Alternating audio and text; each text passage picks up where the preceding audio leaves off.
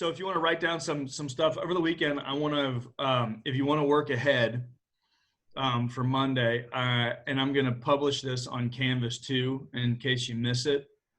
But I want to see if we can't read in our books from chapter 24, pages 712 to 729.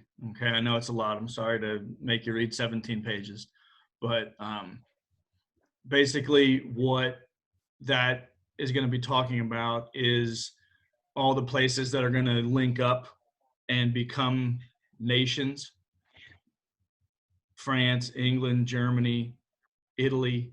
Okay, all these places that are going to be the places that we listen to national anthems next week. So if you want to read those 17 pages sometime between now and class on Monday, you'll have a much better idea of what's going on when we get in here on Monday. Cool? Awesome. All right, so it looks like we got pretty much everybody coming in here on our board. All right, so let's get started here. Like I said, for 20 minutes or so, and we'll go over some things, and then I want to get your thoughts on what if you had to define nationalism, what you would put in it. You guys saw that on the PowerPoint, right? Those three things. So hopefully you came up with some of those things. I'm gonna leave us unmuted for the most part today. You can mute yourself if you know you got a cough or dogs are barking or something, but I'm going to leave us here just in case, and then you can chime in whenever you want if you want to ask questions. Okay. So I'm going to kind of leave everybody unmuted. That way we can ask questions and we can do things on chat that way, and we'll see what that looks like today. Okay.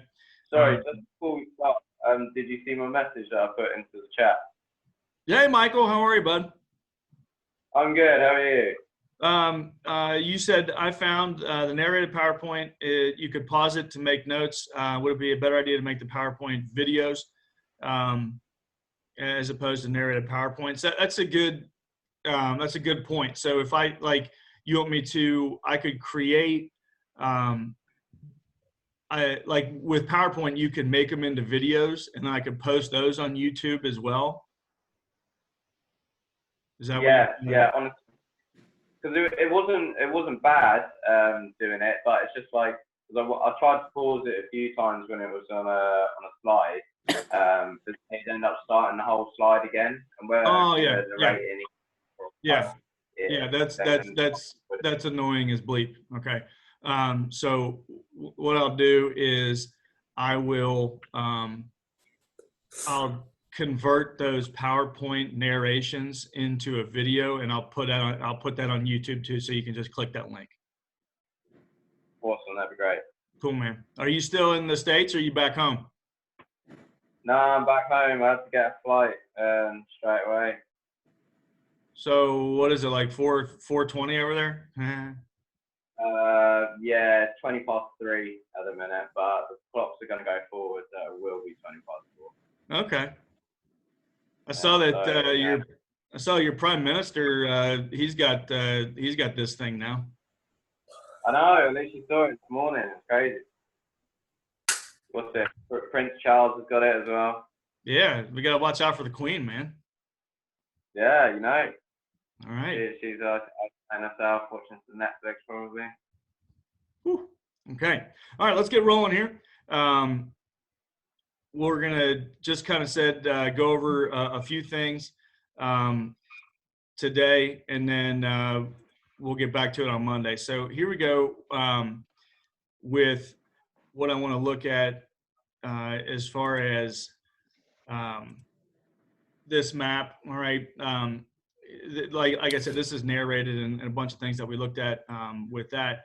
But basically, the big thing showing you with this map is that Napoleon and the French believed that it was their duty to take their revolution outwards to everybody else. And that's basically one of the calling cards of nationalism, is that you think that your country is number one. And um, depending on what you think of nationalism, you either like that or you don't. Okay. So the French certainly thought that their country was the best, and they felt that everybody else should live by their ideals and the Napoleonic Code. And so they began to push their revolution outward to other people, to make sure that other people live by their rules. Okay. So that's kind of what we were doing with that map there. All right. I like this, and we talked about this a little bit in the PowerPoint, so make sure you get the narration on that. But this is like the earliest piece of propaganda that you can find on kind of anti-Napoleon and nationalistic propaganda. It's awesome. All right. So again, this is talking about that basically this was a piece of British propaganda telling other people that if you're going to make a deal with Napoleon, you're going to make a deal with the devil. And that basically this was also saying that Napoleon was, like I said, a little tiny 6-pound, 8-ounce devil, right here. So it's one of those little interesting pieces of propaganda, to be sure. Cool thing here that we want to talk about is that this is the hold on one second, I'm kind of getting some background noise. Hold on one second. I'll see if I can't there we go, that's better. Big thing with this one we talked about is Napoleon marches into Russia in 1812.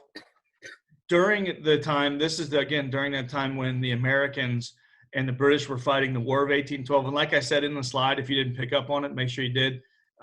We were getting our tails just kicked up and down the coast in the War of 1812. And basically, we sued for peace. And we did that because the Russians were basically saying to the British, hey, we need you to get back here to help us with Napoleon. And the cool thing with this is that the Russians kind of sucked Napoleon in. They brought 420,000 troops. That's just crazy to think about that number. And like we talked about on the slide, make sure you pick up on this. This group of 420,000 was a group of 420,000 troops that weren't all French. So what happens is as things start to go wrong, they don't have any alliances with each other, like language alliances or common shared histories, and they just start disintegrating. The whole army just starts disintegrating because there's nothing that's binding them together other than they wanted to get paid like mercenaries with Napoleon. So that's why this army, by the time he's done, 6 months later, only has 28,000 people in it. And most of those were French fighters who had kind of just stuck it out with Napoleon to the end. All right. So what I've linked on, and I'm going to stop sharing just for a minute here. What I've linked on Canvas is a short 4-minute video about Napoleonic tactics, like we talked about the other day. And I'm going to show that slide again. Basically, Napoleonic tactics are like football plays, okay, where everybody tries to outflank the other person and get around the edge, okay? And Napoleon's battlefield strategy was speed. He just thought that he could beat you around the edge like you would with a fast running back, okay? You just try to beat the defense around the edge and outflank them, okay? And that was his battlefield strategy, okay? It was to try to run around the edges, fake like he was going this way, and then run around the edge while the rest of the army kind of went after his fake, okay? So that's one of the things that we wanted to talk about. And I want to show you this map right here. When he gets back to France, what he finds there is the British waiting for him. And the British had done their homework and had studied Napoleon's tactics, okay?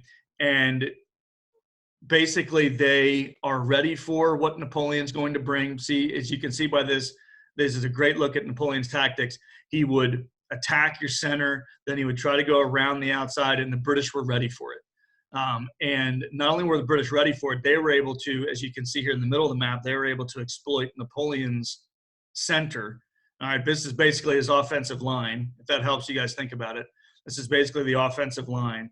And they were able to create a hole that they were able to pour in their running backs, their troops, into Napoleon's forces, and he gets kind of beaten really badly in this battle.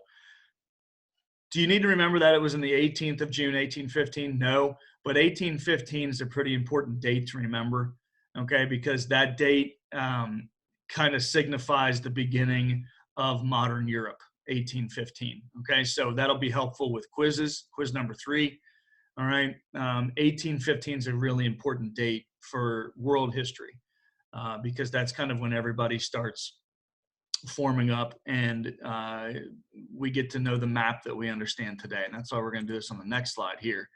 All right, basically what happens is that, and I know it's kind of weird to talk about, but this picture right here is like it's like a portrait. It's like if somebody was there with a camera, but they just drew this portrait from this meeting in Vienna. Now, Vienna is a really old ancient city, kind of right in the heart of Europe, all right? And it's where everybody got together, and they legit sat down around a table and redrew the map of Europe and put everybody back inside their little countries, okay? And it literally redraws the map of Europe, and basically what starts happening, all right, is that they take all this nationalism and they try and contain it in little countries here and there. Like, okay, you're the Germans, you live here. You're the French, you live here. You're the Italians, you live here. And what starts to happen is, and this is a word that you guys know very well and we know in the modern world, is borders. Okay, it creates things that we know today as borders.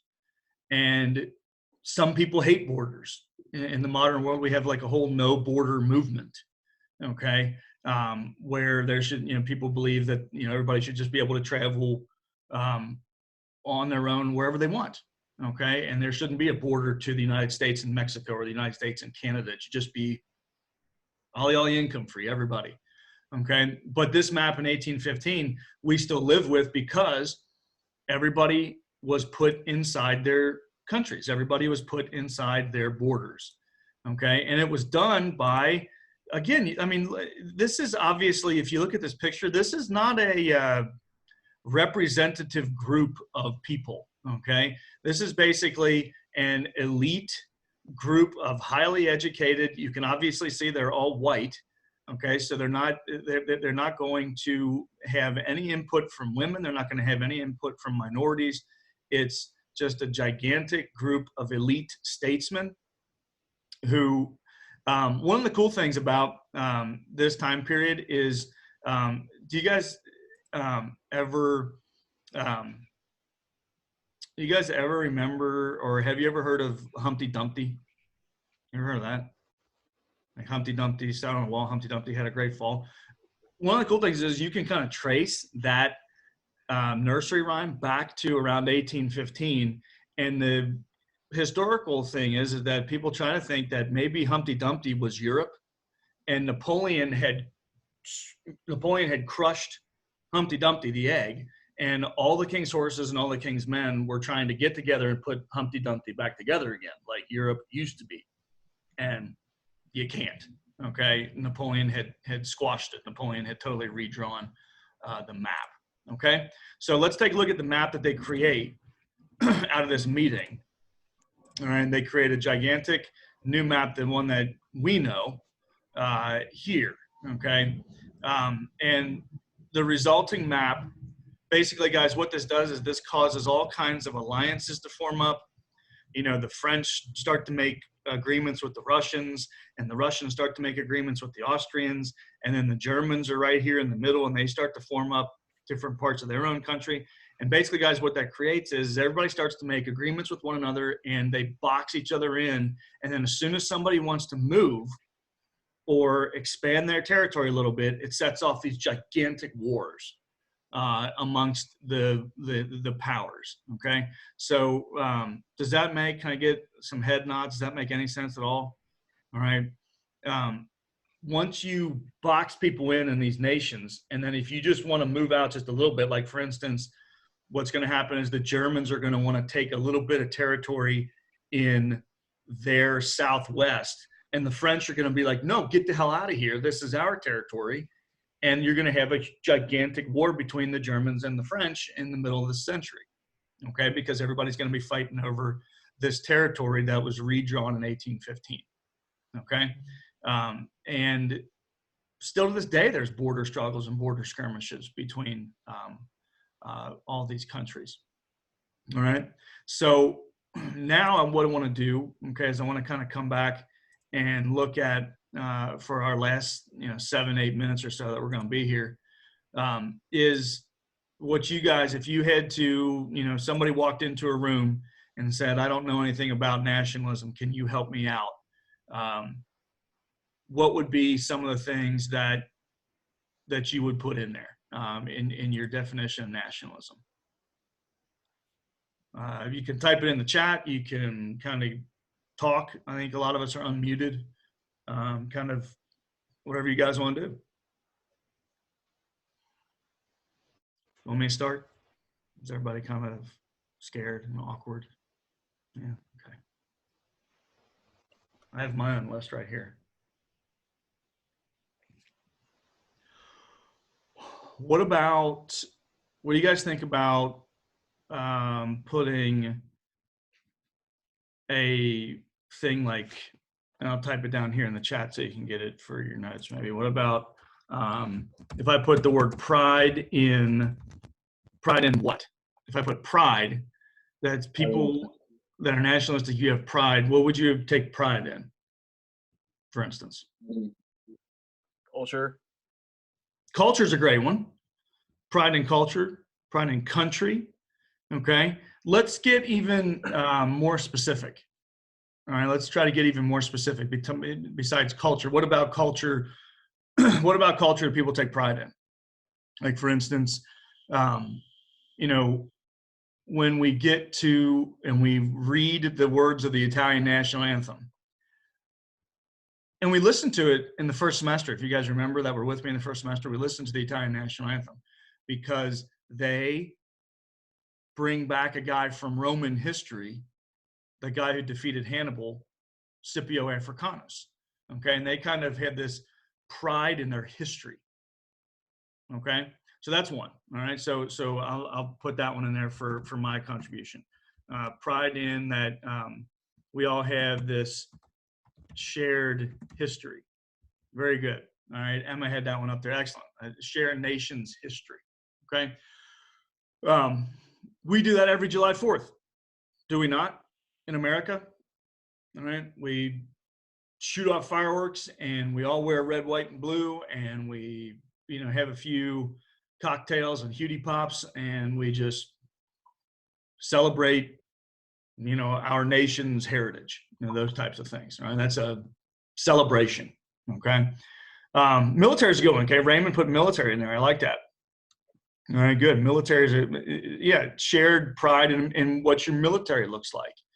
A lot of the uber nationalistic places around the world today, places like North Korea and places like that, they'll have from time to time giant military exhibitions, right? And if you guys pay attention to the news at all, every once in a while they'll just have a giant parade where they show off how many guys they got with guns and how many bombs they got. All right, that's another good one.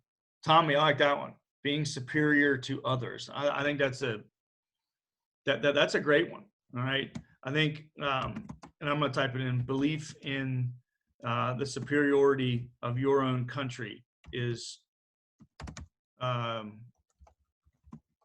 really good one. To believe in the superiority of your nation. We're number one. What are some other things you would take pride in, culture-wise? Anybody got anything? What about what about what we're doing right here? What are we all? You guys can all understand me because we're all speaking what? The same language. We're all speaking the same language. Excellent. Yeah. So I think that, and I'm going to put that one in there as well. That's a huge one. All right. Language is a huge one. Okay. And we have every so often, it hasn't happened in a while. Last time it happened, you guys were little. But it happened like in the mid 2000s. We had a huge kind of national reaction, like speak English. This is the speak English movement, and even, Congress during that time period voted on some sort of stupid, like non-binding resolution that said like English is the language of the United States. And it was like, okay, like what are we doing here? And it wasn't like a law, but it was just this every once in a while. All right. And I don't know, maybe I'm not going to sure what we're going to look like after this whole thing is over when we're allowed to go back outside again. All right. I think there might be some real explosions of kind of nationalistic pride when we can all go back outside, maybe. All right. Where we're all sort of like, hey, let's get back together again and shoot off fireworks, maybe. All right. Ethnicity to go on. Michael put ethnicity in there. Yeah, I think that's an extra. That's a really interesting word to use, ethnicity. That basically, guys, what it is in the truest of senses in like traditional nationalism is people that are like me, that maybe look like me, speak like me, have pride in things that I have pride in. We live here, and you who speak differently and who have different traditions and different pride, you live there. All right. This is where we live, and that is where you live. Okay. And in between us is a border. Okay. And that's kind of what nationalistic belief is all about. Okay. I think that territory is a huge one. I'm going to put that word in here so that we have that for Monday. All right. As we just got, like I said, a couple more minutes left here today with ourselves before we enjoy our weekend. It's supposed to be like 80 degrees tomorrow, so get outside and do some stuff. Okay. Territory. All right. I think territory is one of those giant things that causes disputes, even in the modern world. This is my land. All right. We even have songs. We have nationalistic songs. This land is my land. This land is your land. From California to the New York Islands, right?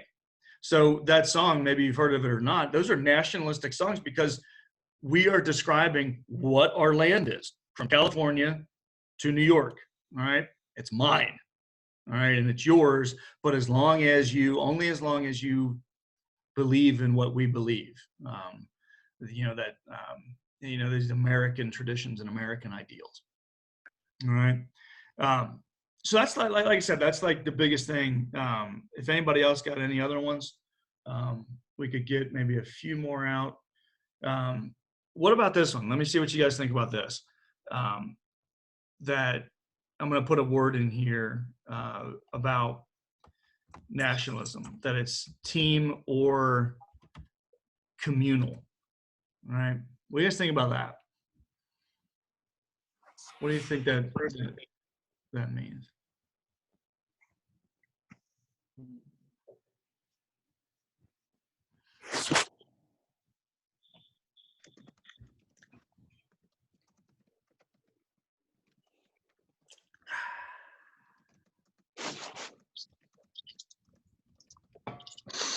Don't make me pick on somebody. I don't want to like pick on you and be like, hey, you talk. I can see all your faces. But I'm going to pick on somebody, and it's going to be Bish, because Bish is really smart. Hey, Bish. Hey. You there? Yeah. All right. What,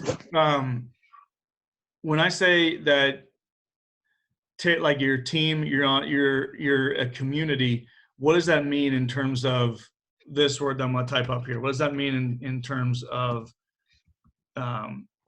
this word, individualism. What does that mean? If you are, yeah, I mean, if you're an individual on a team, You're still gonna have those like nationalistic beliefs that your team is greater than. You kind of find your purpose with. yeah, your there you team go. nationalism. There you go.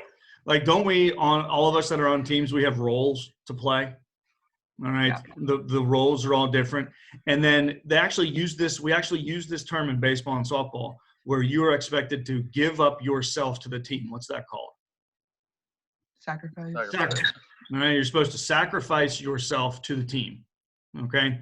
It happens in all sports. All right. Sports and battle and they're all very similar things. All right. Basically, all sports are ways that we fight little wars with each other without killing each other. But they're little like military competitions, right? With strategy involved and all these different types of things. We just don't kill each other at the end of it. All right. And that's the big thing is you sacrifice yourself. Okay. So for instance, in football, the position that is always seen as like the one who sacrifices themselves for the team is always the O lineman. All right. They don't get any glory. Nobody knows who the heck the O linemen are. But without the big boys in the trenches, nothing happens. Okay. And then the quarterback, like Blaine, or the running back or something like that, they get all the glory. All right? They get all the glory and everybody knows who they are, but nobody really knows who the O linemen are. Right. So that's a good one. Okay. I like that one a lot. Good. So here's the thing that I want you to look at, and I'll share the screen one more time just to show you guys what we're going to be doing. I'll show our module here. All right. So what you guys are going to be seeing here is at the bottom of this module, I have our reading and notes for Monday's class. Okay. And then I got this video here that I would hope that you would watch, this quick video on Napoleon. Okay. So the reading and the notes, we're going to get into that and we're going to talk about different places like Italy and Germany and stuff on Monday. And then we're going to be listening to a bunch of different national anthems next week and we're going to be doing a forum post. All right. So that's what's coming up. Okay. So not much to do writing wise over the weekend. Just make sure you take some notes and get some stuff going on that. All right. Well, just quickly, before obviously covering Napoleon and all this kind of stuff, what stuff before spring break is going to be in the quiz, or is it this and then we're going to go on to some other stuff? Yeah, I'm not going to, it was such a crazy time that I'm just basically, all the stuff that's going to be on quiz 3 is just going to be stuff that we started on Wednesday with Napoleon. Okay. Right. Okay. All right. So so our other notes, do they not really matter now at this point? Yeah. Prior to that, we listened to romantic stuff and we listened to romantic songs and we did a romanticism post. So I'm just going to sort of leave that in the past. Okay. Right. So everything okay. that's going to be on quiz 3 is going to be stuff that we started with the PowerPoint on Wednesday. Okay. No worries. That's cool. Awesome. All right, guys. Sure. That's it for me today. All right. Have an awesome weekend. And if you got any questions, don't hesitate to ask me. Cool. All right. See you.